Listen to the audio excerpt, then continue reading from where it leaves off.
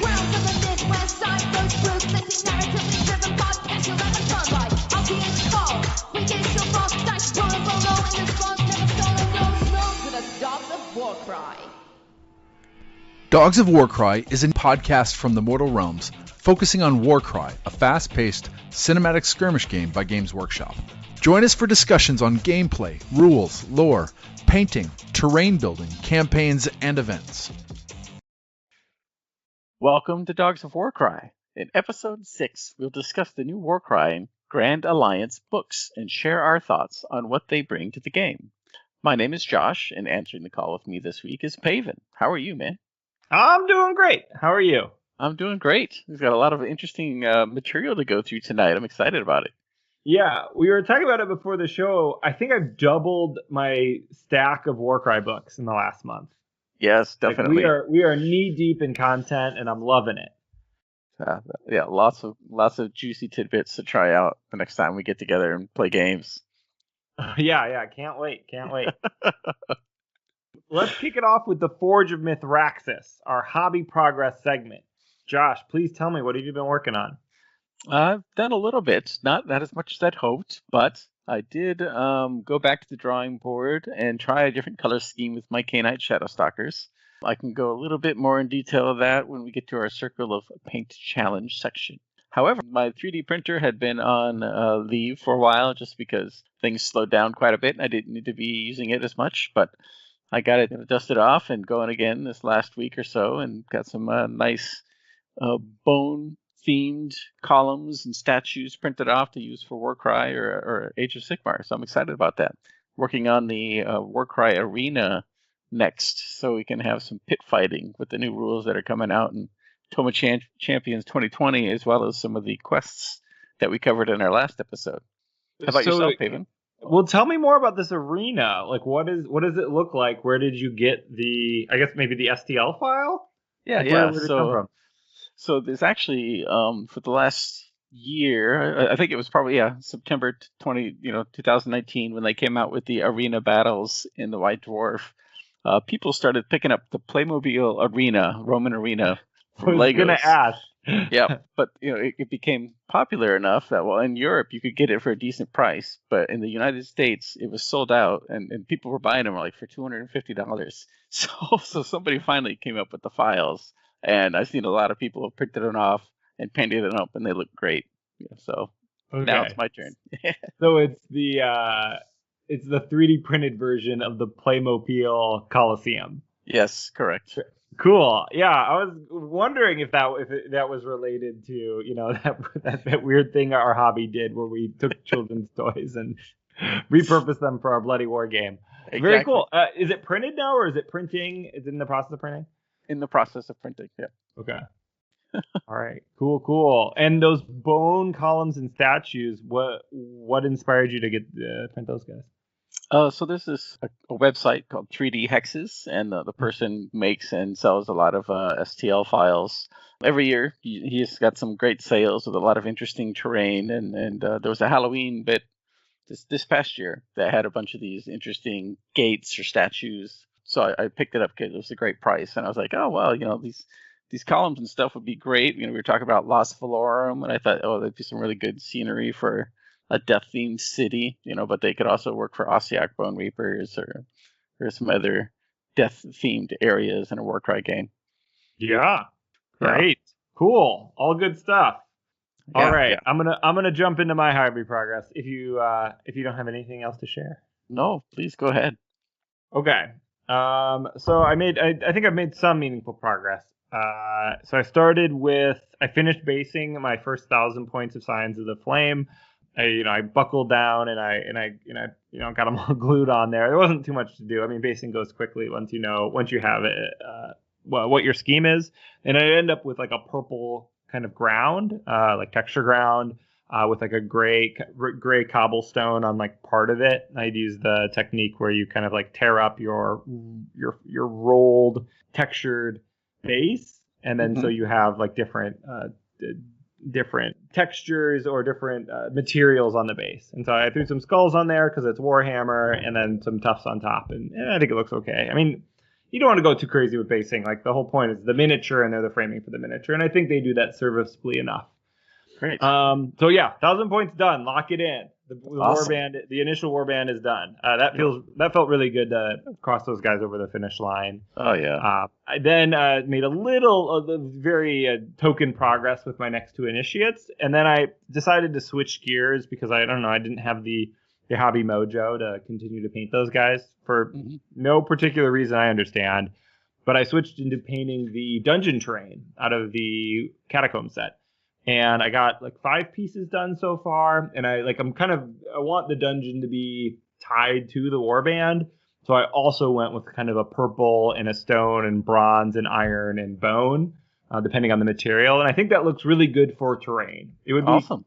It would be too boring and run together if it was like a regular miniature, but like I think terrain is supposed to kind of fall into the background.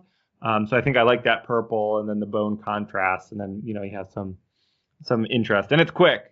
I do all the base coats, and then everything gets an Agrath Earth Shade wash, and then everything gets a bone colored dry brush, and that's it. That's all the steps. So I painted the first 4 or 5 test pieces, and now I'm gonna do the rest in one big batch, minus probably the really intricate ones like the weapon stash. Right. And the hole in the wall and the casket all probably need to be a little bit more of special attention. So I'll probably save those to the end. Cool. But that's exciting. So I'm hoping to get that said and done in the next week. And then I'm really excited to build the rest of the Warcry terrain and paint that up. I don't know. Yeah. I'm really into the building of the terrain in the world right now. Maybe it's because I can't play games. I don't know. Well, it'll be all ready, and it's great for pictures, so. Yeah. I'm looking forward to seeing your color schemes for that terrain. I have to share those when you get a chance. Yeah, I will do my best to put what I've painted at least in the Discord. Wonderful. Well, anything else you'd like to add there? No, I think that's everything. Perfect. Excellent. Then we'll jump to the Path to Glory, which unfortunately, again, this week, we didn't have any games. It's cold and we're unable to play outside. So Season 4, Dogs of Warcry, is going to be chock full of games. Right. It's going to be full of them. Actually, Vint was telling me, our friendly neighborhood Warhammer store manager was telling me he's been doing a lot of Warcry recruiting during this downtime. And so hopefully we have a real deep bench of people that want to play campaigns and challenge battles, and Warcry Night's going to be popping over at the Warhammer store when it is medically safe to pop off in the Warhammer store. No, that'd be great. I'm looking forward to that too. All right. So with that, let's move into a more exciting area with Visions of Madness. Paven, what do you have for us? The only vision I have is that we've been peeking into the Tome of Champions 2020. And it's got a lot of cool stuff in there. A lot of stuff I'm very excited to talk about, but we're not going to talk about it now. We're probably going to talk about it next episode. Exactly. A lot of really cool things. I agree. Yeah, I have my copy. I've only skimmed it, but I've really, really liked everything I've read. So, not to get you too excited about an episode we are not currently doing. This episode is great too, by the way. We have a great show for you all. But yeah, is there anything else on the vision? Oh, I guess we got new rules on the Warhammer community site, didn't we? We got a scenario. We got a Bugman. Right. Bugman scenario, right? Do you know anything about it? That was for Age of Sigmar. Yeah, so. It's an Age of Sigmar. It's not Warcry. But the November White Dwarf has a scenario for Warcry for the Jacob Bugmanson, and a card comes with it. So I read through that today actually, and it looks like a lot of fun. So cool. Can you tell me the high level, since I haven't read it yet? Is it like you're trying to brew up some beer and hold off the enemies, or what's the narrative? Yeah, the premise is he's going to the 8 points. He's hired your warband to help him out, and it has to be an order warband because he's looking for I think it's either an ancient cache of a distillery, that was there, and before it became the 8 points, or he had some colleagues that found an ancient shipment and they were flying, and their frigate crashed, was attacked by a creature, I think, of this. Then it's challenge battle. And so in this challenge battle, you have to fight off, the warband, but also the creature comes into play occasionally, and you're just trying to help him retrieve the remnants of the distillery stash so that he can use that to reverse engineer the splendid juice. Yeah. This is like a beer run. Exactly. Beer run to the 8 points. He's looking for special like ingredients. You can run. Yeah. So, Josh, you're a big Caradron Overlords player. Have you picked up your commemorative Joseph Bugmanson, the 11th, I think? I did. You did? Uh-huh. Have you painted him up? Where is he? Where is he sitting? Is he on your desk? He's in a special box with wrapping still on him. But yes. Yeah, no, but I will have them assembled and put together, especially since we can use them in Warcry special scenarios. But yeah, he's a great looking model. Can use him as an admiral, if nothing else, or something else like that. So I'm gonna digress a little bit, but I am currently, I think, very warm on the Duradin at the moment. Mm-hmm. I picked up Grand Alliance Grand Alliance Order, the Sentinels of Order book. Yeah. And I know I'm getting way ahead of myself, but I'm really excited about trying to put together a Living City Warband. Yep. And I really want to make it like Duradin themed, because I think that's a little bit of a juke based on that warband. And I really want to do, people keep talking about like the Root Kings as this kind of throwaway line in a Josh Reynolds book about Duradin that lived in the realm of life in Guyran. So I'm thinking about conversions. I'm thinking about some of those old kits. Mm-hmm. I also like dwarves right now. Awesome. So I don't know if that digression was fun, but it dominated my thoughts for about a few hours today. Yeah, no, definitely. Yeah, no, the Josh Reynolds book, the Sphere of Shadows, they go to Gur. They discover an ancient, a tree fortress, essentially a giant tree that's been hollowed out and was the fortress for some fire slayers that lived in the trees and shaped the wood into bridges and all sorts of cool things. It was a really, really neat vision. So yeah, no, that'd be great. I think that'd be a lot of fun. Yeah. My idea is that it's going to be all Sylvaneth or Sylvaneth or counts as Sylvaneth models that counts as something else in the Cities of Sigmar range and Duradin. Okay. And they don't have any elves because they consider elves oath breakers because they fled Guyran. But the dwarves didn't have any these are like dwarves that moved from Azir during the Age of Sigmar and then settled in the Living City and kind of took up ownership and responsibility for the land and kind of have dual loyalty to the Everqueen and to Grungni. Grungni, Sigmar, kind of they kind of are the pantheon, but they have a very special affectionate relationship with the Everqueen. That's awesome. And so I'm thinking about a lot of conversions to make the old Duradin line, the old Dispossessed line, more earthy and more kind of in the ground. I have a very, I'm way off topic here, and I apologize to our listeners, but I have a very ambitious conversion when I want to turn the gyrocopter into kind of a flying seed. To make it completely organic, and it's got kind of the propellers off of maple trees or oak trees. I don't know what the propeller seeds are, what they're from. Right into us, listeners. Tell me what this is from. And really make it feel like an organic gyrocopter. But I don't think I have the chops for it. But that's what I would like to do. It sounds really cool. Maybe I can commission somebody to make that.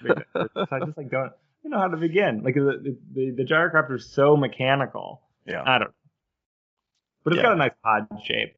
It does. What are we talking about? What section are we on? Get us back on track, Josh. All right. Well, back on track. Talk about the Circle of Paint, the tale of two warbands. And although you gave us a nice update, did you want to add anything about your progress and your Circle of Paint challenge? Yeah. Well, I guess I don't. Yeah, I don't have too much to add here. I think I'm at my bare minimum bar, which is the 1,000-point warband. That is done, checked off the list. I would definitely like to get a few more members painted. Definitely get that Ogroid painted. And then I think I really want to get that terrain so I can kind of contextualize them in some kind of physical space. So that would be really cool. Kind of my stretch goal is to add some Slaves to Darkness to the group. And by that I mean like start kit bashing my second half of the Scions of the Flame with more Slaves to Darkness miniatures and kind of like swap between. And I really want to like try to express the idea of like going down the path to glory and damnation for chaos, like as they become more hardened and more aware of chaos, they start to look like more like the kind of the standard chaos warrior, and they become less of a violent cult and more of like a militarized force. That's the idea. Yeah. I don't know if I'm going to get there before our next 2 episodes, given everything else there, but maybe.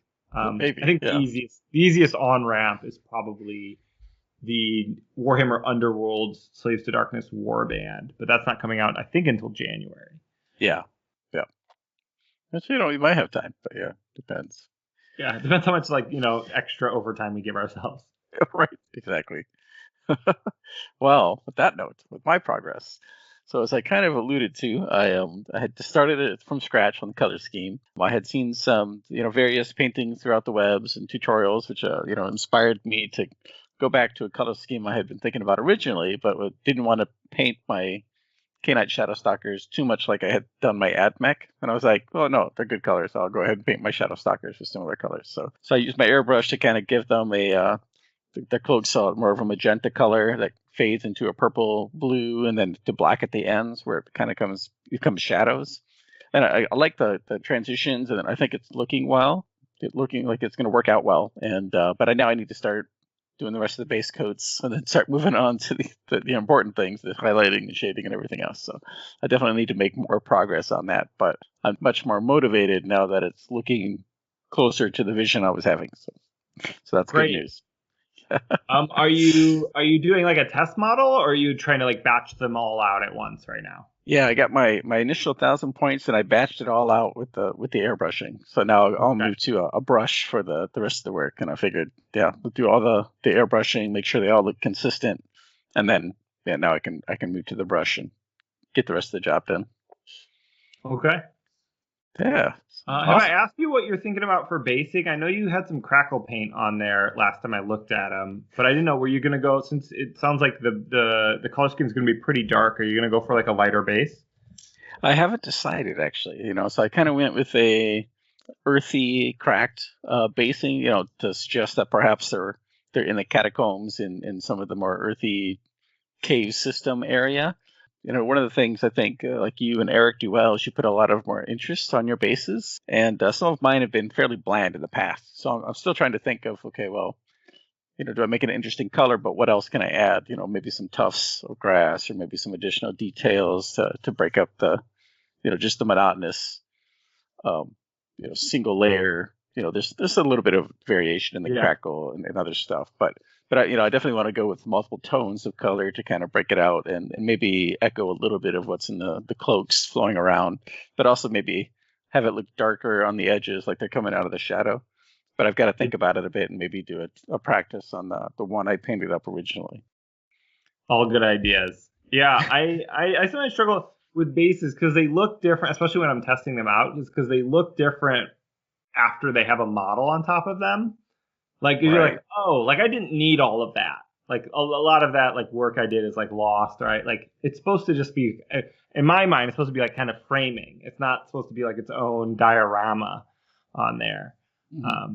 I don't know. I think looking at my Scions now, I probably could have gotten away with just having the stones and the dirt being one color. And like that would have been fine for, it didn't look very good when it was just like, I was just looking at the base by itself. But like once I put the miniature on top and then a bunch of tufts and skulls, like that is enough variety. Like you don't need like, kind of like a different tiered system. Although I've seen like probably much more intricate stuff and that also works. So I don't know. That's right. It's like this isn't like talk to the expert show. This is enthusiastic idiots.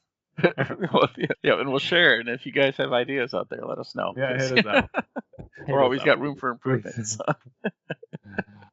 Season 3 is here, and we're excited to bring you more Dogs of Warcry.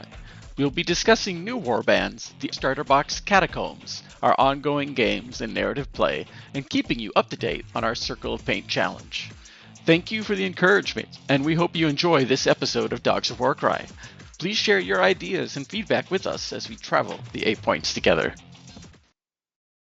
All right, our victory condition this episode is to discuss the Warcry Grand Alliance books, the new rules and content introduced, and share some examples with you. Additionally, we'll discuss our thoughts on how they affect the game and share our enthusiasm for all the new additional content.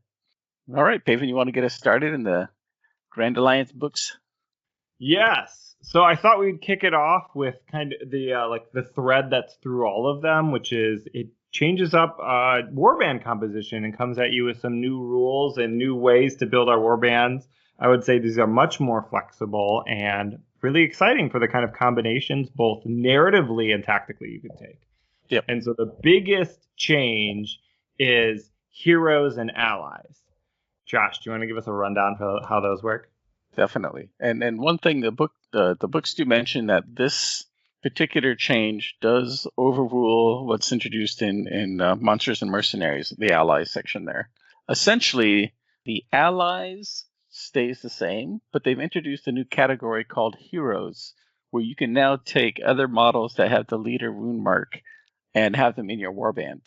So you were going to say? Sorry, can I take a step back? So yeah. I think before we get into talking about the leader rune mark, we have to say that everything that was an ally before, almost everything that was an ally before, is now put within its corresponding faction and given the leader rune mark. So baseline, most warbands have many more leaders they can take. Pretty much all of the on-foot and medium cavalry hero models in Age of Sigmar can be taken in Warcry as the leader of your various warband. So they all got this leader rune mark added. Josh, you want to add some complexity on top of that now? Sorry for the interruption. No. So, and to kind of clarify that a bit, the models you take as a hero or an ally, they typically have to have the heroes have to have a leader rune mark. The ally has to have a leader rune mark and or the ally rune mark. You know, like the Orgroid, Thaumaturge, for example. I don't know if it has a leader rune mark, but so those work a little differently, and we'll kind of cover that. But you can take, for most of the warbands, besides the 8 chaos-specific warbands and any warbands introduced through Warcry only, for example, the Canite Shadow Stalkers, they don't have any other leader models that they can be their leader with the same faction rune mark. So that's one limitation. So, but all the other warbands that are, general Age of Sigmar warbands have multiple leader models that they can make their leader instead, because they're fairly flexible and have a larger model range. Mm-hmm. And any of those models that you do take as a hero or an ally, whichever one is not your leader, they just don't have the leader rune mark for purposes of using abilities and stuff throughout the game. But it's just there for determining whether or not you can take them in your particular warband. For example, if you're playing Iron Golems and you have a Dominar, you can take a Thrallmaster as an ally because it doesn't have the faction rune mark, so it has to be an ally. And but if you're playing Slaves of Darkness, you could take a Chaos Lord as your leader, and then you could take a Sorcerer as a hero, because the hero is similar to an ally, but it has the same faction rune mark, and they can carry artifacts of power and become favored warriors, where allies can still have lesser artifacts and get destiny just like heroes, but they can't have artifacts of power and they can't become favored warriors. So there's some subtle differences, but again, for probably 75% of the warbands, you can now have a wide range of leader models, and all of the warbands have a huge range of allies they can take, which adds a lot of interesting storytelling. Yeah, and I don't know if we mentioned this explicitly, but there is a ton more models that are available in Warcry.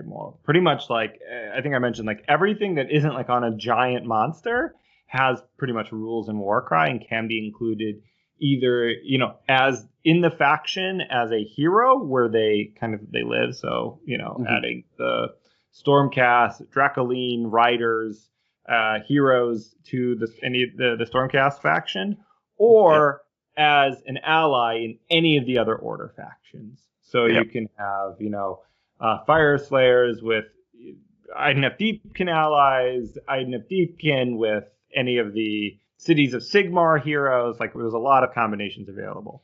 Mm-hmm. One other thing I want to add is they've added for almost all heroes, or heroes, leaders / allies, special abilities for them. Yep. So these were kind of things that were in the ally tables. They've now been added primarily to the faction tables. So you have, if your faction has, it used to have like 6 faction abilities. For a lot of these groups, they have the 6 faction abilities and then 5 different hero abilities. So depending if that specific hero is in your warband, you have access to this additional ability. Leaders. Yeah. Well, if they're a hero, they also have access to that ability. Correct, but it's called the leader ability table. That's why I just wanted to specify. Yeah, it's very confusing because they're not actually leader except when thinking about the abilities. Right, exactly. They're not a leader. Your leader counts as far as victory conditions, and they have to be on the board. But they still have the rune mark in cases where they get to use their signature ability. Correct. The other change they had is in terms of how many allies or heroes you can take. Yes.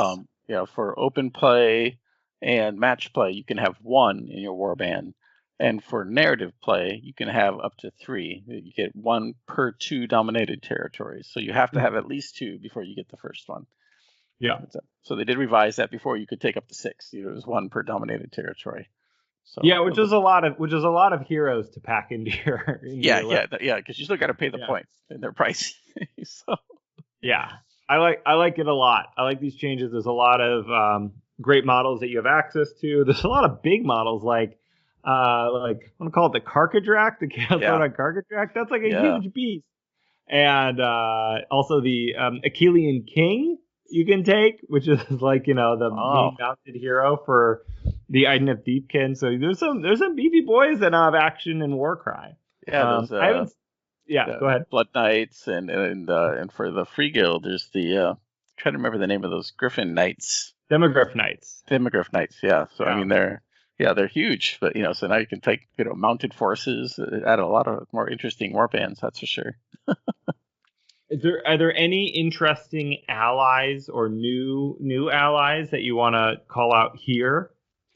I didn't have any specific examples. I was just amazed by the sheer variety of choices you have now. I think there's some of the things that piqued my interest right away is that now you can have vampires in your death forces as allies or leaders, great, depending. And I know a lot of people were wanting that before, so now you can have up to 3 different vampire choices. So people can make those vampirates if they want. Make your own vampirates. How about yourself, great. David? It's like the old lesser vampires that used to lead the old wartime war bands. Exactly. I really like that a lot. Wait, what 3 vampire models do we have access to? I think I actually covered that a little bit later. Oh, don't tell me.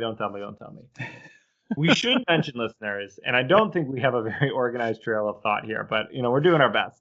Is that we got our review copies of the Grand Alliance books. Thank you, Games Workshop. We're happy to read them because we like it a lot. And we split them down the middle. So I took Chaos and Destruction, and Josh took Order and Death. So I don't really know what is in the Order and Death book. Actually, I know what's in the Order book because I picked that up myself. But so we're going to split it up that way, though. And so we'll each be calling out and being your insight into these specific books. Right. I did want to call out one interesting set of allies, and that is the Gabapalooza. The Gabapalooza, they actually did something cool with. They made them all both in faction for Gloomspite Gits, but not leaders. So they are just regular old warband models in Gloomspite Bits, but they do have the ally rune mark, so any other destruction force can take them as an ally. That's awesome. So, because I imagine the concern was if you can't have 6 allies anymore, you can't take the full Gabapalooza in your Gloomspite warband, which would have been a tragedy. So don't worry, Gits players, you can still take the full Gabapalooza and then 3 more allies on top of that. A leader, then a leader, and then 3 more allies. So you can really have the Council of the Wise Gits as your warband. Right. Take them for a challenge battle. It sounds perfect, right? Yeah, I think they do. They do. Those models feature in a couple challenge battles, but we'll get to that. So one other thing before we leave the Heroes and Allies section, there's been some discussion on our Discord channel in the Warcry about how leader abilities work, because if, for example, if you're a Stormcast player and you take a Daughters of Cain ally model, the questions kind of came up on, well, they're not faction. Does the Daughters of Cain model use their own faction-specific abilities? And, rereading the books and looking at everything, it looks like, yes, you would. There's no reason, you've got the faction wound marks, and they're from that faction. They've got the faction mark. You would use abilities specific to that particular ally, during the course of your games. So it'll be interesting if we get a FAQ or anything to discuss that a little bit more. But I think at this point in time, I think that's how it's intended to work.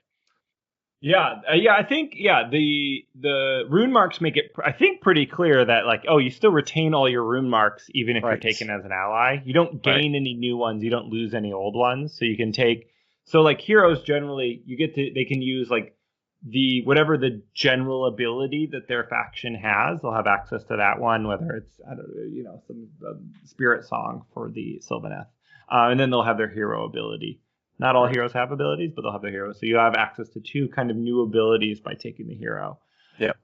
Where I think where I think people are going to be able to break the game is, so you're not going to be able to give other models new abilities, but there are a lot of aura abilities that folks will now have access to that are you can take this fighter and now you're able to get +1 attack in an aura. And I imagine there's some opportunities to stack those for, I'm sure there's a monster shooting list where you can just stack +1 attack in a range, and you can put that on war fighters that weren't balanced to be able to have +1 attack at range. So I bet there's really cool, exciting, competitive stuff to do. Not really my jam, but I imagine it's out there. Yeah. We'll probably see. Maybe that's probably why they limited it to 1 for match play. Yeah. I wonder what the go-to is going to be, because there's definitely some good ones out there. Yeah. I think narratively you kind of control yourself in general, but yeah, it'll definitely be interesting to see what people come up with. Okay, now with that, I think we'll move into the monsters and thralls section. And Paven, do you want to tell us what may or may not have changed here? I don't think, almost, you tell me, but I don't think anything's changed as far as the rules here, but we do have new and exciting monsters and thralls for our factions. Yeah. So the only new, not all Grand Alliances have thralls and new monsters. So Destruction, does have a new thrall.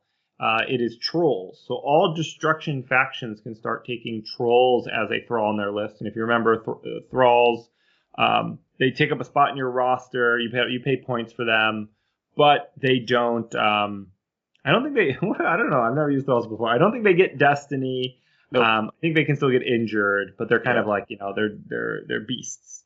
Yep. And they don't count against your max, your warband number either. So. And you can take 1 per dominated territory. So trolls are in for all Destruction factions. I think that's great. Trolls are cool. I know Agents of Chaos didn't have any new thralls. They continue to have 6 or 7. Yeah. They still have a good amount. Did Death get any thralls? Is my question. Yes, yeah. Death actually got 3 thralls to pull from: Bat Swarms, Dire Wolves, and Fell Bats. And they have some fun abilities to use as well. And I think the only Grand Alliance order does not have thralls, just because it's kind of against their premise. Although you think, Daughters of Cain, perhaps they would probably have some thralls. But yeah, so it is really interesting that Death got their own thralls, and they're very thematic and fairly quick too. So I think that'll help alleviate, Legions of Nagash can be a little bit slow. Well, now you've got these thralls that are much faster. But yeah, in terms of no other new thralls besides those. And I think only 1 new monster, right, Paven? No, there's a couple new monsters. So for Destruction, I guess we can just talk about all the monsters, because there's not that many, instead of picking out 1 or 2. For Destruction, we have Ale Guzzler Gargants and the Dankhold Troggoth. Oh, nice. Are both new monsters that Destruction factions can take advantage of. For Chaos, you got the Slaughter Brute, and then the other part of that kit is the, oh my god, it's the Mutilus Vortex Beast. Right. Yeah, and I think those are cool. Yeah, cool monsters. Yeah, let's do it. I'm on board. Yeah, What about? that's right. I forgot we got the Mutalith Vortex piece now for Chaos. That's really interesting. Yeah, Order didn't get any new monsters. They just have the same two, the Charybdis and the Hydra. Yeah. So and Death just has the Terrorgeist and Zombie Dragon. So I wonder if they were going to add some more, and then they just ran out of pages in the Grand Alliance order book. yeah, I guess we'll see if they introduce them, down the road or not. It's a really big book. It's the biggest one of all of them. It probably adds like, I don't know, 60 fighters or something.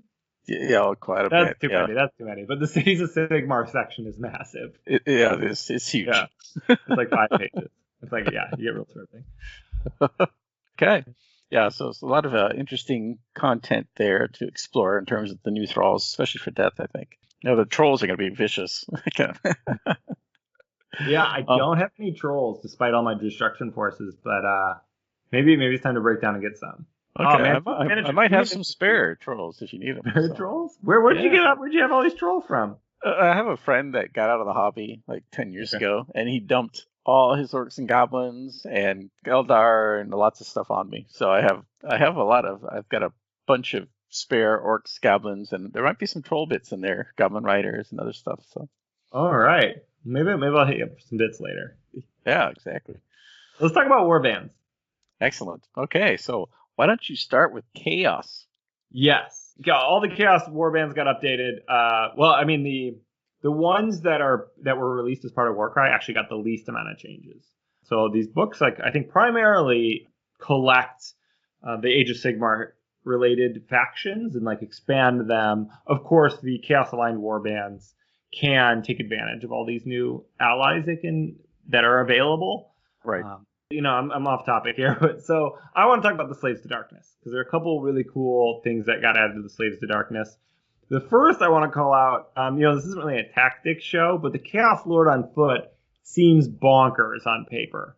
I don't think I've ever seen a character like this. He has 5 attacks with range 2, strength 5, damage 3/6. That's pretty good. Yeah, it's pretty good. He's only got movement 4, so that's that slows him down. But oh my god, 5 attacks, strength 5, 3/6. My Brazen Champion, who we remember a few episodes ago, had a similar profile, but only had 3 attacks, and so just plus 2 attacks on that incredibly strong damage profile is really good. It's really good. He's going to be one-shotting most things. Yeah. How many points is he? He is. It wasn't off the charts. Let me get out my book and slowly flip through it. Yeah, no, I noticed a lot of it because I was curious about a lot of the mounted models too, and they're not ridiculous. They're 185, maybe 200. So none of them are super high, which I wasn't sure about. Yeah, Warcry does a pretty good job of kind of bringing everything within a similar band. Mm-hmm. So you don't have the same hot extremely tough models that you do in Age of Sigmar. Everything's kind of around it. He's only 255 points. Okay, yeah, that's not out of the round. Toughness 5, 28 wounds. I think he's got some pretty good abilities where he can.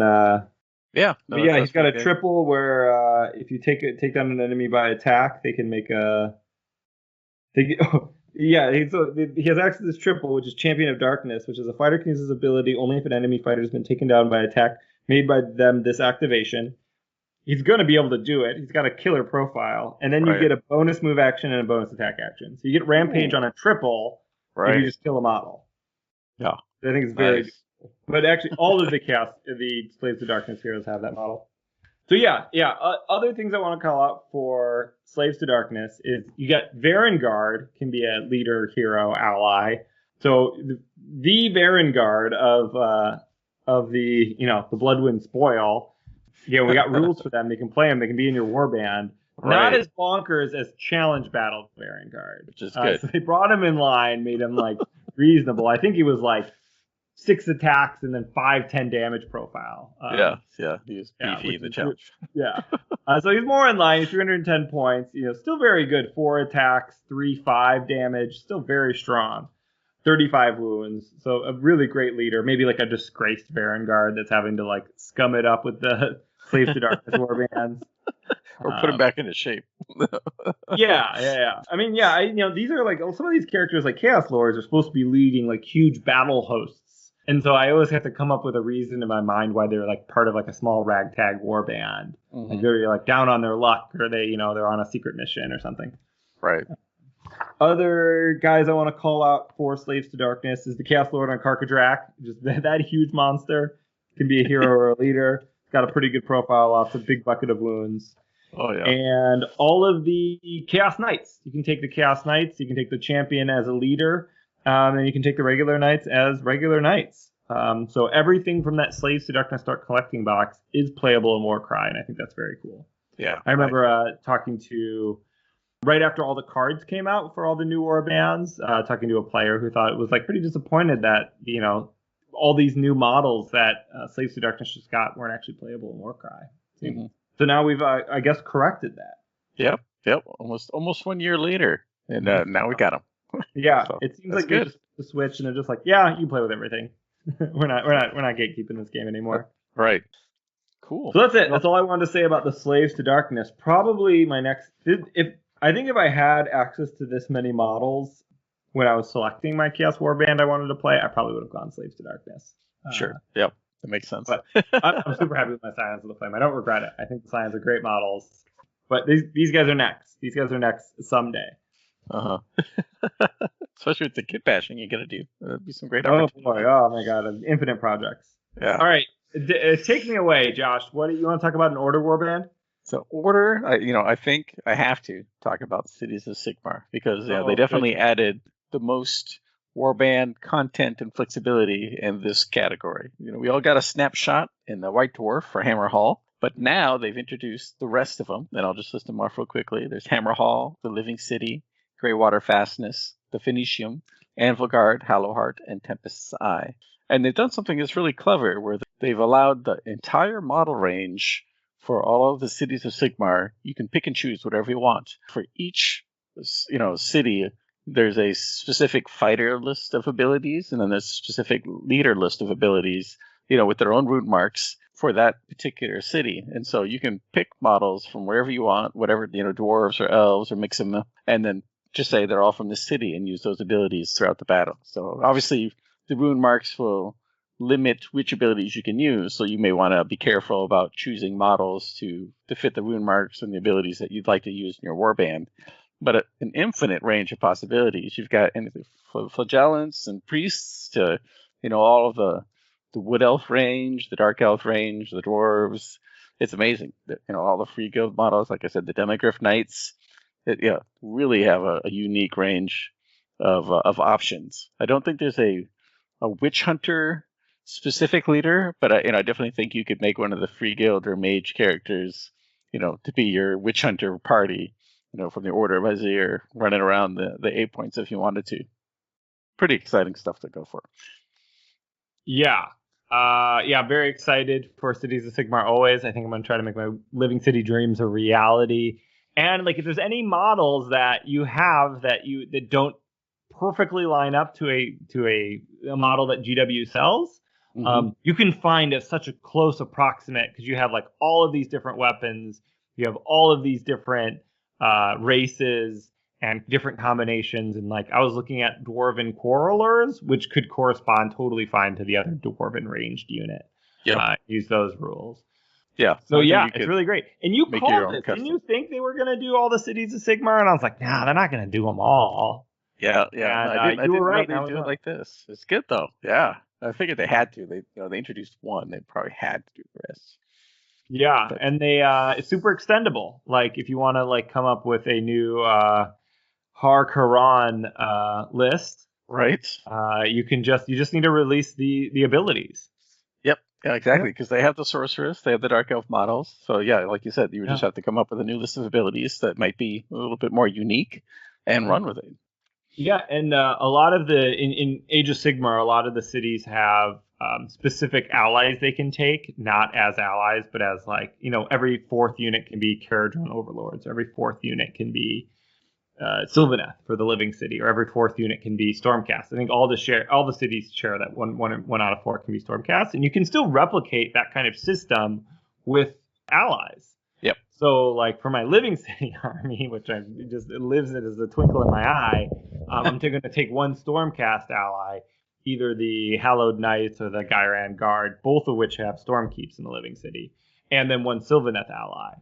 So I have like kind of those additional factions to round out the Viridian Guard, which is the group of defenders of the Living City. Sorry, I think this is yours. Anything you want to add? Yeah, no, I think there's so many unique possibilities. And kind of going back to what you said for match play, you could have some ridiculous combinations. I think with the cities of Sigmar and an ally. For example, there's a Kahadran leader ability called Fight for Profit, where if your leader can use a triple and it gives everybody within 6 inches +1 attack, then that's ranged attack or melee, doesn't matter, just +1 attack. And if they're within 3 inches of an objective, it's +2 attack.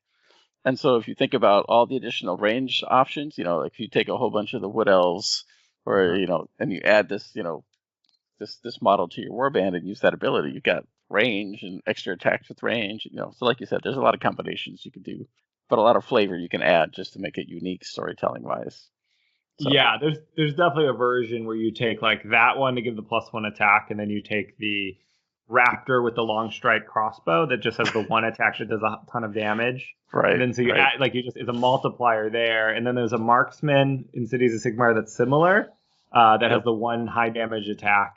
Yep. And then Gravewater Long Fastness, rifle, you get a free you get a free attack. You can get for a double, you can get an additional attack on a ranged attack action on a ranged fighter. So you can be taking like 3 attack actions, each with 2 attacks. I don't know. I'm sure there's a broken way of doing it. Maybe it's not so bad. Maybe that in that game you draw the knight scenario where you can't see it. Right, exactly. Yeah, and that's the thing. Is you can't rely too heavily on a combo because the twists will get you. Of course, the catacombs changes things a lot because there are a lot more walls to get around and hide from. Yeah. And there's also, you can use that, that double to hide in the shadows. So if there's anybody you really want to protect, you can just hide them. Yeah. Okay. So now, maybe the super OP combo is something else then. True. Tell us what it is. Write in. dogsofwarcry@gmail.com. So for destruction, which warband would you like to cover? I would like to stay on brand and cover the Gloomspite Gifts, because I think it's really cool that you can take everything from the Spider Fang model range as a warband.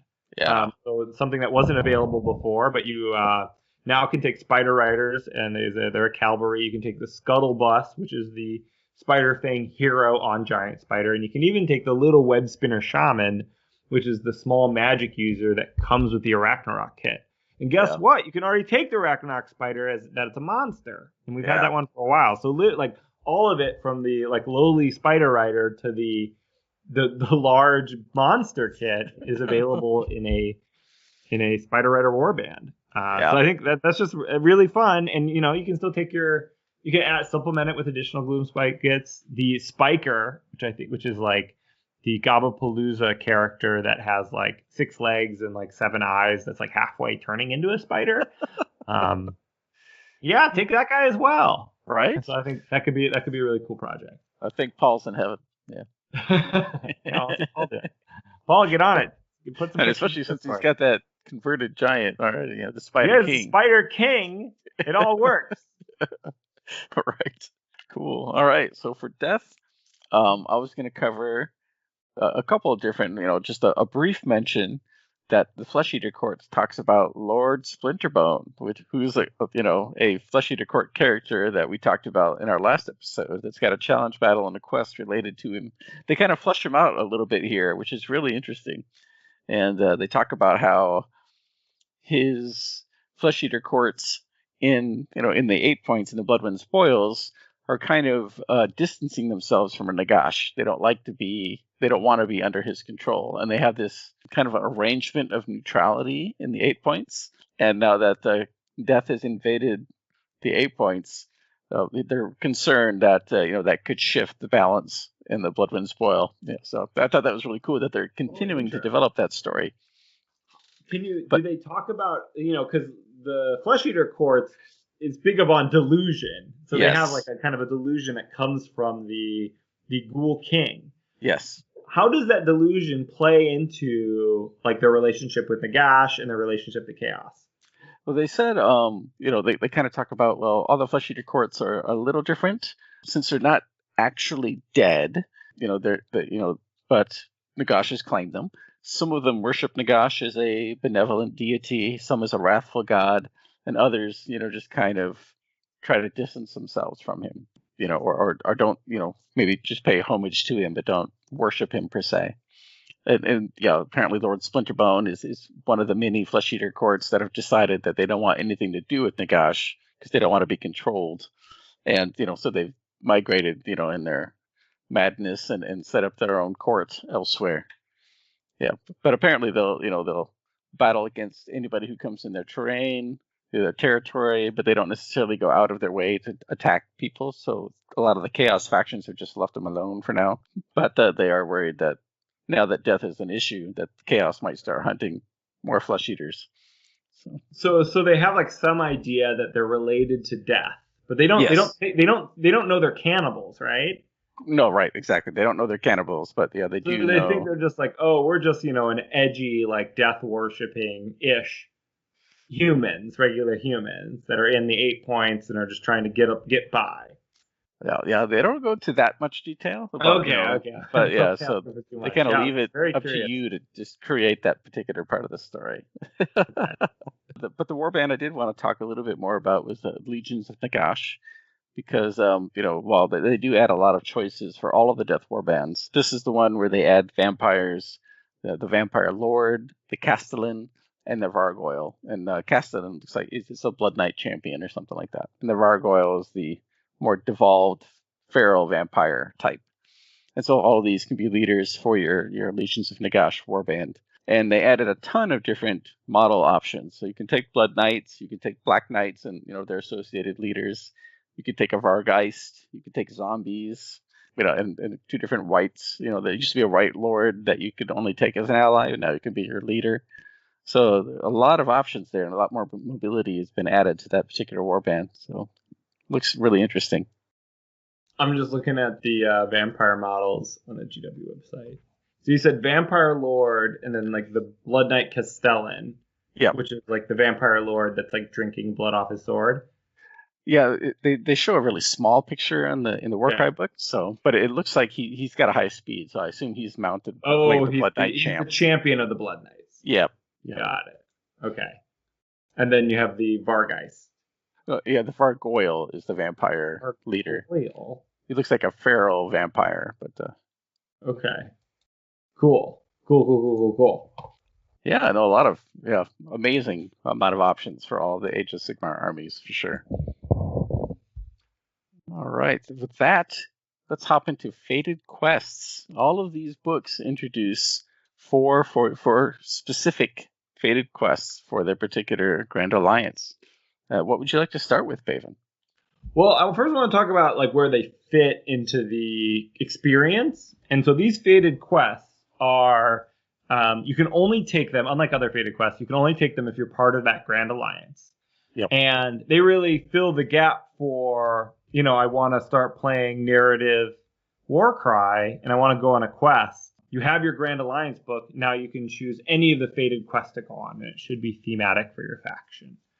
So yeah, I think it's a great experience. I don't know if we talked about these books overall and like where they fit in the Warcry product line. Maybe we can talk about that later. Maybe we have a listener question about it.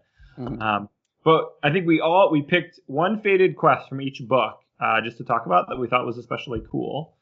And I'll kick it off here because I'm in the notes next. For Chaos, I picked the quest Fit for a King. And in this quest, I'm going to paraphrase it, you are seeking a demon-touched master craftsman, and you want his power. And it does talk about how most of Chaos is about ruining things and making it terrible, but there are some that, care about creating things, even though the things they create are also horrible things. So you're seeking one of these creators, these Chaos creators. And what's cool about it is I always like a good quest. And in this quest, you need to bring this Forge Master. One, you need some Varanite. Got to get that Varanite. Very important. So you see our old friend, the Realm Stone of the 8 points brought up again. And then 2, you need to bring the heart of an ally. You need to find an ally and then cut out his heart. Classic chaos, cannibalizing in itself. And what was also cool about this is that the Demon Touch Master Craftsman is actually a Chaos Duradin known as the Bullfather. And he has a giant, like, bull statue in his chamber. They say he is more than mortal now. He's touched by demons. When he talks, sparks go out of his mouth. But at the end of the quest, he is willing to forge you a magical item. So I think that's really cool. And it really, it's a very, classically old school Chaos Dwarf aesthetic they're calling here. And, Warcry talks about Chaos Dwarves a lot. It does. For, having 2 or 3 models that are actually Chaos Dwarfs. And so I'm wondering if there's always more in the tank here. Yeah. So yeah, that was really cool. I like the Bullfather. Yeah, that's a great mix of different, like you said, very chaos specific actions to take. Yeah. Yeah, so the order one I chose, I chose because it was a very interesting quest because it introduces a moral conundrum. And it's called A Comrade in Need. It starts out, you're an order warband of some sort, and you fought with some chaos cultists. They ambushed you, and they took one of your members, your close ally that you fought alongside for a very long time. And so your quest takes you along a series of different places where you're trying to figure out where this cult is and rescue your ally. And you get towards the end, you're battling the cultists in their lair, and your ally is held captive. And the Chaos Worshippers cast they're summoning something, and you can see this magical effects around your ally. Something's happening to him, but you kill the cultist in time, and it stops.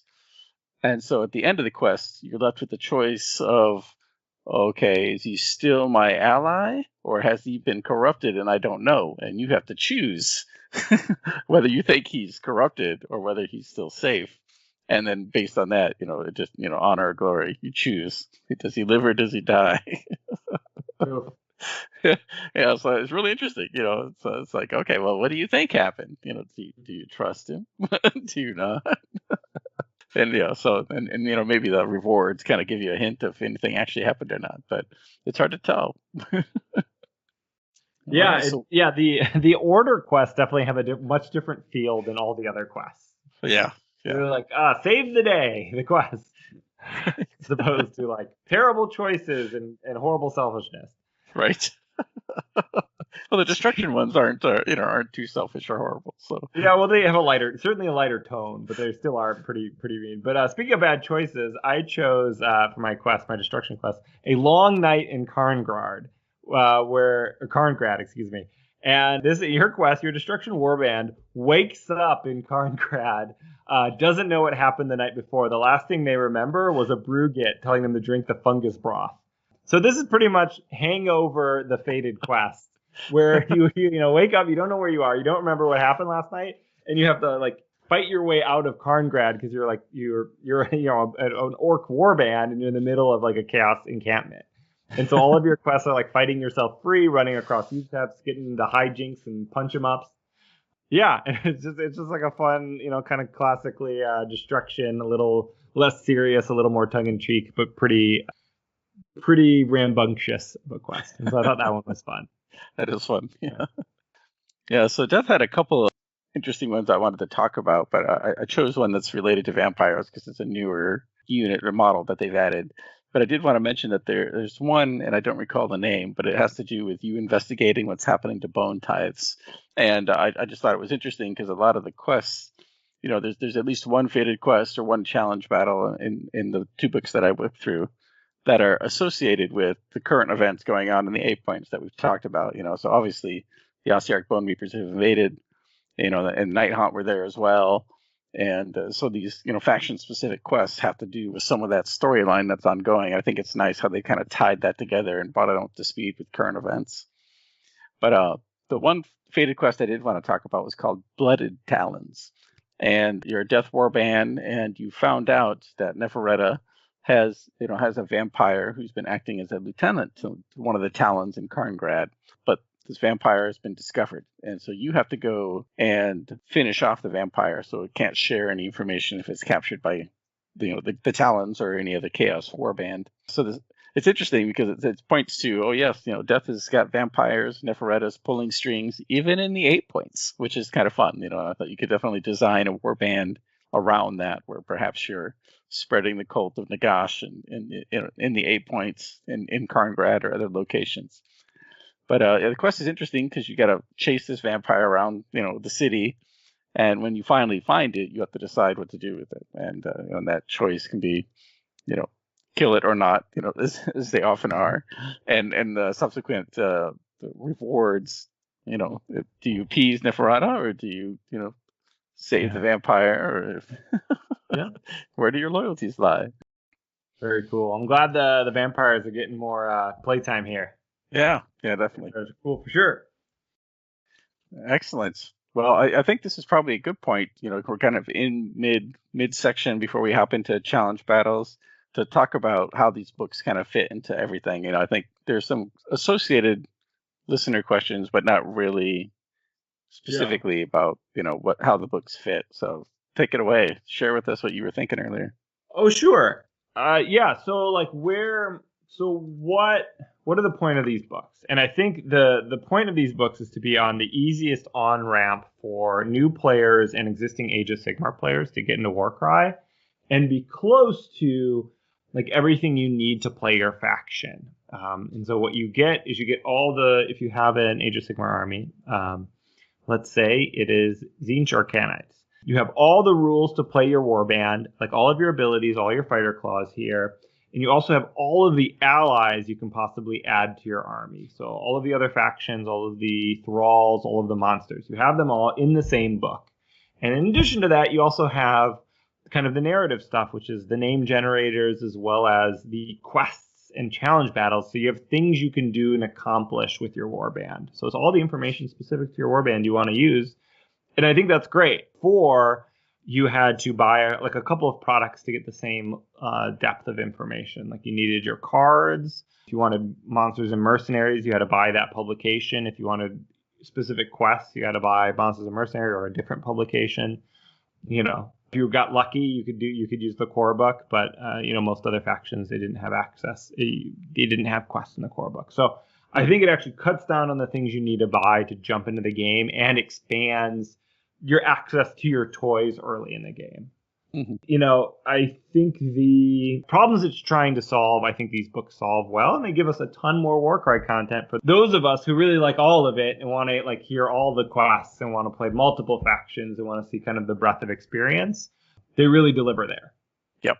Yeah, I agree. And I think we talk about, or at least I talk about this a lot. I think it's the perfect point where now you can play with whichever warband you want, anywhere you want. So now you want to tell the story like we talked about in Hard Quran. Maybe you're playing that rebellion. Now you can make a warband. You've got all your models, all your choices. You can reenact that in a smaller scale and skirmish scale. So I think that's a lot of fun. It's really exciting. I think with some of the new campaign stuff coming out in Tome of Champions, 2020, then you can create other similar campaigns set in other places and pick up an interesting warband that will fit right in that particular area. So really exciting stuff. Excellent. All right. So thank you for sharing that, Paven. I think we'll jump into challenge battles next. And one interesting thing I thought in these books is it looked like almost all of the challenge battles at least start at 1,250 points or 1,500 points as the challenger or the attacker. And so a little bit higher, I think, overall than in some of the other books. Sometimes you'd be at 1,000. Sometimes it'd be up to 1,500, I think, for the Varengard challenge battle. But these all start a little higher than the previous ones did. Is that what you experienced in the Chaos? I'm opening the book now and and just checking those. For the monster ones, those are the same. Those are 3 times the points value of the monster. So those, I think, are a little low. But yeah, the other ones I think it makes it a lot more difficult for Trial of Champions players who need to get their roster up really high. They need to pay the points to get their roster up, even though in most games they actually won't be able to use all these fighters. That's true. But I think it's fun. I think that is fun, like having to build up your forces in order to take on tough challenges is a very kind of classical RPG element. And so I think that's great. Yeah. I want to play these. Yeah. And speaking of the ones I want to play, can I talk about my first Chaos Challenge battle? Yes. Okay, my first, or I guess my only Chaos Challenge battle, since we're doing one per faction. And this one's Blades in the Darkness, and I think this is one we can play pretty quick as well as soon as we play games.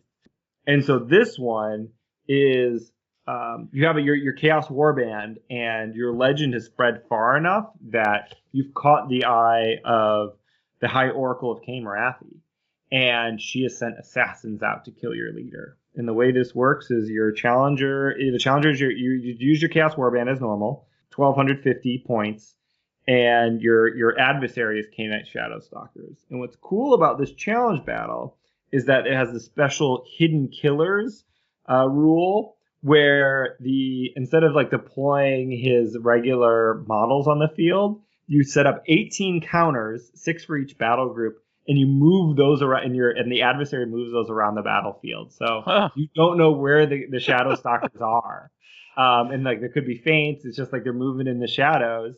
You know, some of them there's going to be nothing, and then the Shadow Stalker player, once like a specific situation happens, you can start to reveal what is in each spot. And so like your counter gets revealed as follows: if it's the target of an ability or action, or it's within 6 inches of an enemy fire, or just whenever you want, you can reveal the counter. That's pretty cool. And it's the assassinate rule. So the Shadow Stalkers are just trying to kill the Chaos Lord. That's the victory condition. And the twist is dead at night. So it's also like it's atmospheric, it's dark, and then they're coming out of the shadows to get you. And you can't shoot them with range because it's the twist one where you can't shoot people from far away. So I really like that one. That one seems really fun, and it's not too crazy. Like we're not gonna have to like paint up anything new. We can just use all the models we have. Yeah, I like that a lot. Yeah, the hidden mechanic is really neat. I like that. Well, so the one for order I picked because it's associated with the Kahadran Overlords. I thought it was fun. It's called No Dwarden Left Behind, and it's a little similar to the one that came out in Trial of Champions, or not Trial of Champions, in the Tome of Champions 2019 when it introduced KO. It introduced a challenge battle, or their quest, where you have to retrieve this artifact that was lost, because the KO like to head to the 8 points and try out their experimental weaponry there, because there's lots of targets. So this is another case in this challenge battle where you're found an experimental weapon, a device that the person died or the ship crash landed or something, and you're trying to retrieve it. The most interesting thing about it is that on turn 3, the person you're helping out is a chemist, and this frigate shows up on turn 3 as one of your reinforcements. And I was like, oh wow, they're introducing this really large model, to help you out in this challenge battle. So I thought that was exceedingly cool. It's not too overpowered either. She's got a couple shots, whatever else, but certainly cinematic. You're thinking when you're fighting this challenge battle, and the ship comes on to help you finish it off and take the device and flee. So yeah, it's definitely a get to the chopper. Yeah, exactly. Yeah, I really like it. Yeah, that's really cool. Yeah, I want to talk about my next one. You ready for it? Go for it. Okay, this last one is Destruction, and it's called Bloodbaths and Brugets. And this is another Bruget-based scenario. And the Bruget, who is part of the Gobblepalooza, he is the one who is trying to make up some tasty drinks, tasty potions and lotions for your warband. And he's making a brew.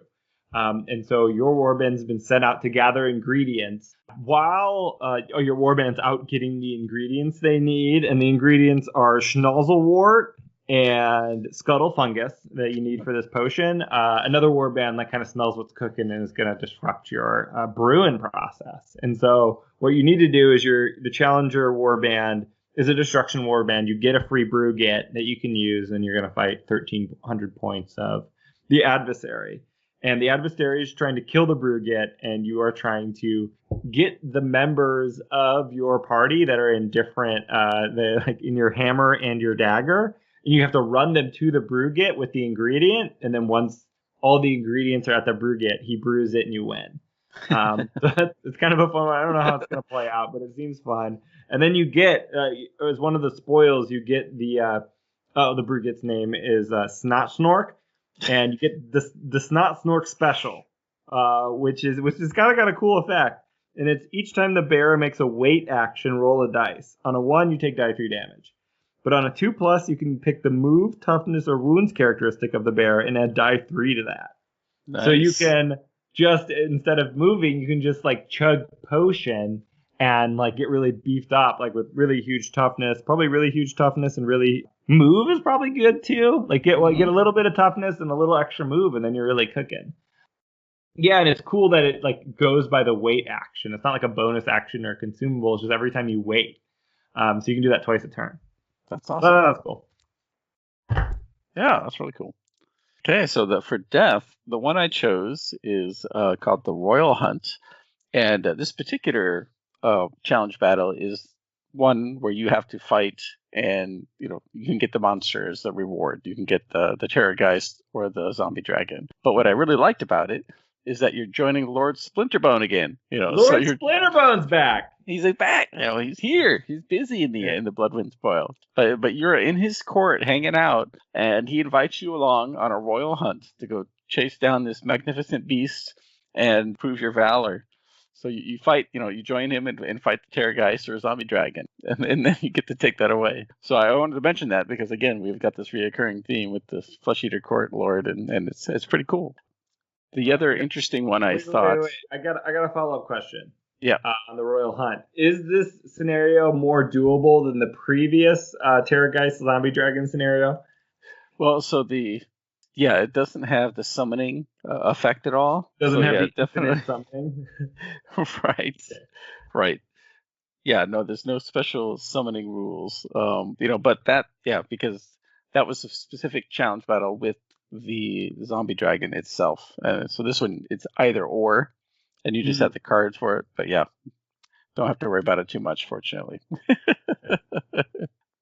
But the second one that I kind of did want to go more in depth, just because this is just a monster challenge battle. But again, a significant persona involved. But the one that I thought caught my eye was called Trial of the Five Blades.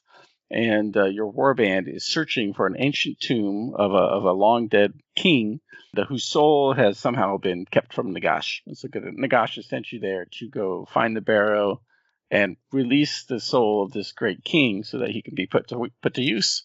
It's interesting because you finally get to the tomb, and he has 5 knights that you have to fight in this challenge battle. And so they're all different white kings, and they all have titles. And you have to defeat each one because there's 5 seals on the tomb, and the soul of each one releases the seal. So I thought it was a really neat cinematic thought where you've got to defeat the 5 champions, and each one releases a seal. Then you can access the tomb and have the king. So really neat. And it takes place on a catacombs, the Infernal Forge floorboard, because you're supposed to be in the tomb underground. So I thought it was nice that they've implemented some of the catacombs boards for some of these challenge battles and fated quests. Do the White Kings have different profiles? You can take either the one with the baleful tomb blade or the axe. And then you give them, of the 5 models, you assign them to each. So there's example, one of the knights is the flayed knight. He gets +1 toughness. The Briar Knight gets +1 attack. So each knight has a special ability that they also get once you've assigned what model is associated with their title. Great. I'm really happy that they differentiated them. Oh, that's a great one. I like it a lot. Yeah, a lot of really interesting fated quests and challenge battles to choose from now. And like you said, I think it's nice that you can have that whole range of actions, or you could do your quests, the fated quests and challenge battles, and it's all in one book. For those of the people who want to jump in and only want 1 or 2 books to get going. All right, and we're going to talk about our listener questions. We've got a lot of really good questions on our Discord today, and it'll be kind of fun going through these, and we'll share our thoughts with you. The first one we have is from Thundercake. He asks, how heavy are these books? Are they good quality, cheaply printed? He wants to know. What are your thoughts, Paven? They seem like good books. Good books. Yep. Okay, yeah. GW makes good products. They're not hardcover books; they're softcover, which all of the Warcry books have been. Yeah. I don't have a lot of book commentary, Josh. Yep. Oh, exactly. They're the same as the Tome Champions and Monsters and Mercenaries. Same material, same quality, and they seem to be lasting pretty well for me. So no issues there. Yeah. So our next question is from Gork's Pokin' Finger. I want to know what changes to warband rosters, points, units, abilities, etc. did you both want to see that were or weren't made? What do you think? I will take a pass here, and we haven't seen any balancing changes happen, period, besides, I think, like the initial fact that you couldn't use Onslaught to give additional ranged attacks. Correct. Which might have been more of a clarification than a balance change. Yeah. But yeah, we haven't seen any changes in points or any ability adjustments. I guess we did have ability adjustments, but nothing that's like taken anything away. For example, the bonkers Gloomspite Git quad that does Rampage and then adds like 1,000,000 damage onto the attacks, exactly the same as it was before. So I was hoping that there would be a balancing pass. Maybe it's something they're not willing to do for Warcry, or something they might maybe want to do later. I don't think it impacts my games that greatly, because I definitely play in the more narrative space and keep it casual. Mm-hmm. But I kind of stopped playing my Gloomspite Gits because they felt so strong. Yeah, no, I think you're right. That they didn't introduce, as far as I can tell, no changes to anything, and it was the only time was when that Chaos ally that you could take, where they pumped it up to a quad instead of the triple that it was, or something like that. But oh, you're right. Yeah, Death Blow. Death Blow was a double that, like, it had to do like 1,000,000 damage. So yeah, exactly. It made it fun. Yeah, it was a chieftain, the Chaos Chieftain, I think it was. But yeah, no, I wasn't really expecting anything. And like you said, I wasn't really wanting to see anything. I think there are some units where some people I've seen mention that that toughness may be overpriced. Is it worth rebalancing points for models like that or not? I think it's hard to say. I don't know what the right choice is, but I didn't really expect to see anything, and we haven't at this point. Yeah.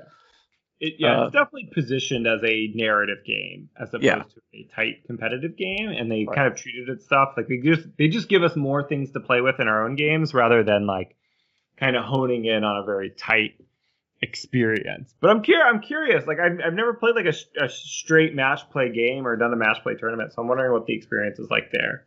Yeah. All right. A couple other questions from Gork's Poken Finger. The next one is, what new narrative paths will these books and the Tome of Champions create for our games campaigns? And I think we've covered a lot of that already. Just in terms of the additional fated quests and challenge battles they introduce, as well as the huge variety of models that they've added to take as heroes or allies or leaders, depending on the warband. Did you have any other thoughts about that, Payton?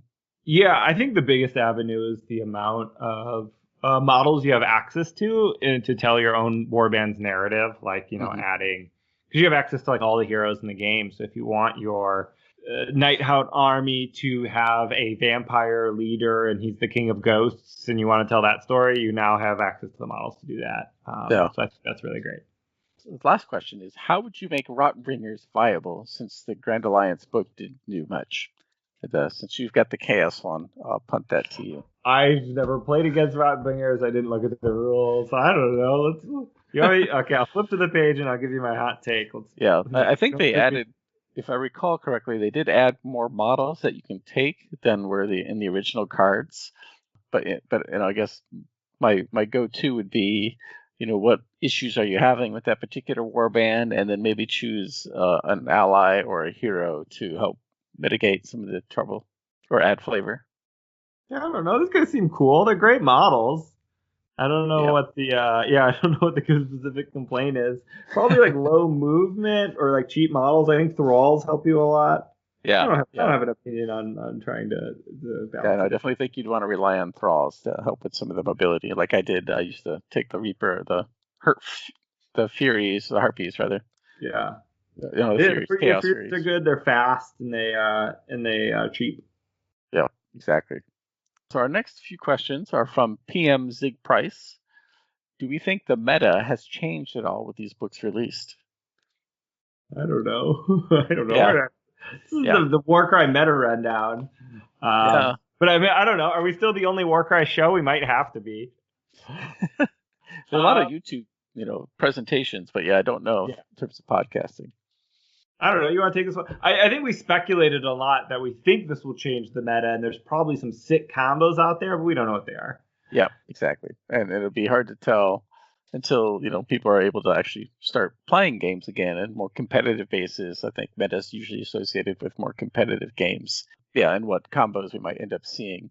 I think in terms of variety, I think we'll definitely see a heck of a lot more variety in warbands as we're going forward.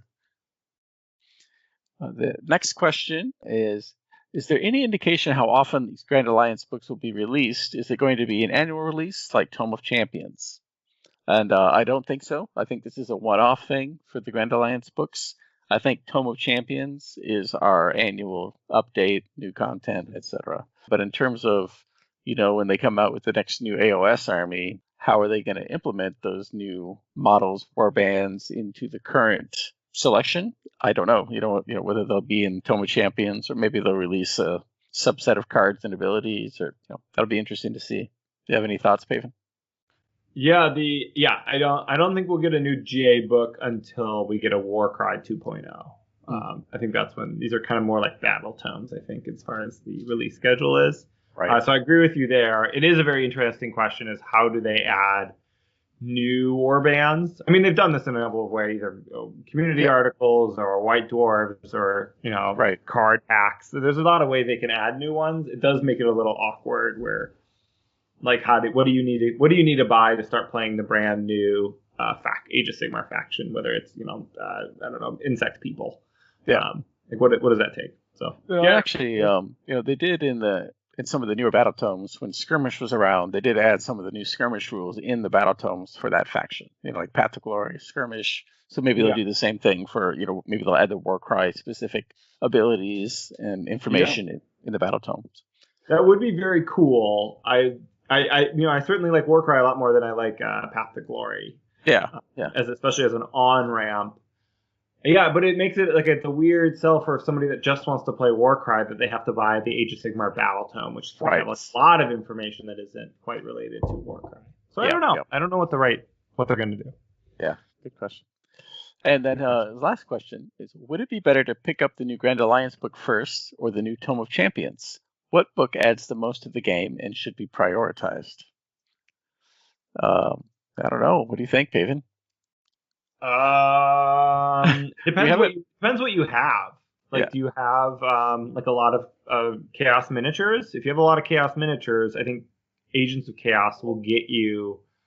It'll give you access to the rules for all of those miniatures and quests to go on and challenge battles that are going to be related to those minis. And so I think you'd get a lot of that. We haven't talked about Tome of Champions too much on this show because we're going to talk about it on the next show. But Tome of Champions is so far been really cool. And it has a number of rules updates that are just make the game better. So I don't know, get both, I guess. I'd probably, I'm buying them both, but I'd probably prioritize the Grand Alliance book for whatever faction you are playing. Although if you're playing like Spire Tyrants and you already have like a Spire Tyrant quest and all the cards, then probably you can put off the GA book and maybe Tome of Champions would be more fun. Yeah, I agree with you there. Yeah, I think, to your point, it depends on what you already have. If you already have Monsters and Mercenaries and Tome of Champions 2019, maybe you don't need the new challenge battles and fated quests and monster rules that are introduced in the Grand Alliance books. But if you're just starting out, the Grand Alliance book is a great way to get all of that information in one place, and it gives you a lot of variability, a variety in what you can do for your warband.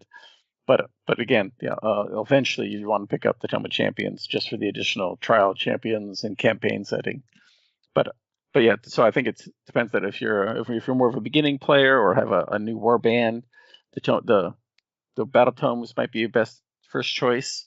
But if you already have all of that, you don't necessarily need it, then Tome of Champions would be the next choice. All right, our next question is from Rapturous Rex. 2 questions here. Overall, does the narrative of the 8 points gain or lose from the book editions? What do you think, Dave? What would losing look like? Maybe if you muddied the waters, or polluted the 8 points with other retcons, like the whole book retcons everything. Right. Yeah, maybe. I don't know. Gains, of course. Like, how could it not gain? They're just filling in more exciting little nooks and crannies of the Bloodwind spoil. I don't know if there's any shocking moments, but I would say gain. Josh, do you have a different take? Yeah, no, I definitely think we gain. As I mentioned earlier, I think some of the challenge battles and Fated quests, they talk about the storyline that's ongoing or allude to events which have happened. The invasion of the Eight Points, and Morathi's invasion and collection of Varanite and Ascension. So, I definitely think it's fitting into the storyline, and I think these kind of help tie that all in, so you can play your Warcry warband, with those events or without those events. Actually, one thing I noticed today when I read just the opening page of the Order, the Sentinels of Order, is it actually tells us that the Bloodwind Spoils is between the Shamanic and Gurish arcways. So I don't know if we actually knew which realm gates were closest or not until that particular part. So I was Yeah, like, all right. we actually knew that because that's Ah. why. Yeah, sorry to burst your bubble. That's why the Iron Golems and the Untamed Beasts were the first two warbands. Gotcha. They're from Gur and Shaman, respectively. That makes sense. That makes sense. Yeah, I was like, I can't remember that being mentioned, but I must have just forgotten. Yeah. Perfect. The second question is, have the new books and changes made you want to do any new warbands? And I think you talked about that already. Slaves to Darkness. And yeah, for me, I think there's a lot of really fun options, especially with Cities of Sigmar. Having like a Demigryph Knight errant quests, or maybe coming up with some unique pirate lists. With Cities of Sigmar ragtag warbands, or with the Dark Elves. A lot of really interesting possibilities now. What do you think, Paven? Just Yeah, I mean, obviously. I'm going crazy for a Living City warband, but Yeah, yeah, I think I'm gonna when I clear off my backlog, I want to buy a Warden King because I really like that model, and then kind of make him more organic looking. I guess I'm gonna give him like antlers and give him a banner off the Tree Revenants and see how I feel, and then maybe expand from there. But awesome. Yes, short answer, yes. Okay, and next we have Darth Alec, and we have a lot of questions here. First question is, how necessary are the books compared to using in-box rule cards or buying rule packs? And I think we kind of covered that already in terms of, depends on what you already have. And they introduce a lot of nice variety and update, of course, to the monsters and mercenaries allies rules. But, as long as you know how heroes work, or then you don't necessarily need that information. But yeah, if you don't own anything, these are a great first way in. But if you already have the other books, they're not necessary unless you want to explore those additional options. Well, What do you think? I want to add a little, muddy it a little bit. So, like the Warcry specific warbands, there's no updates to their rules. Right. For everybody else, their ability cards got updated.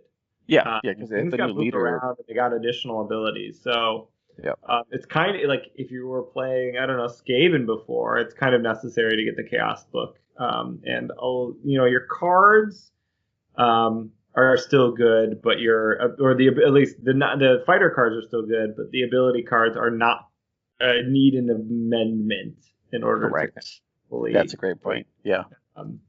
Encapsulate the new rules. Darth Alec's next question is favorite new unit and monster per Grand Alliance. And I think we kind of covered some of those, but anything that you wanted to mention? Yeah, no, that was like literally a section in our show. So yeah. Do it again. Yeah. Any miss monster? Great question. Yeah. And then a follow up to that is any miss monster unit opportunities. And I think we had some thoughts here. If you want to start with that. Yeah, I would have liked to see the Stegodon, plain Stegodon, no thing on top, Tree Lord, and an Alaplex without the riders. Those are like the right size for Warcry and like cool, and I would like to have them. Yeah. No, Tree Lord was definitely on my thought list, and I also thought a Magmadroth would have been a great monster to add for Order, or a Giant. All of actions, can ally Giants with Sons of Behemoth. You wanted the Sons of Behemoth in as a monster? Well, no, not like one of the Krakens or the Mega Gargants, but like a regular Giant, a regular Gargant. Because Destruction got one, which is great. Yeah, the Destruction got the Ale Guzzler, which I think was good. Yeah, and I think the Sons of Behemoth Battle Tome allows each faction to take a Giant as an ally. So I thought it would be neat if each faction here could also take like an Ale Guzzler as a monster. So I was surprised not to see that. But that could be something you kind of house rule or whatnot as well. Countess Ellis Nianat has a couple questions. First question is, did they add more allies or monsters for non-chaos armies? Monsters and mercenaries had lots of chaos ones, but much fewer for others.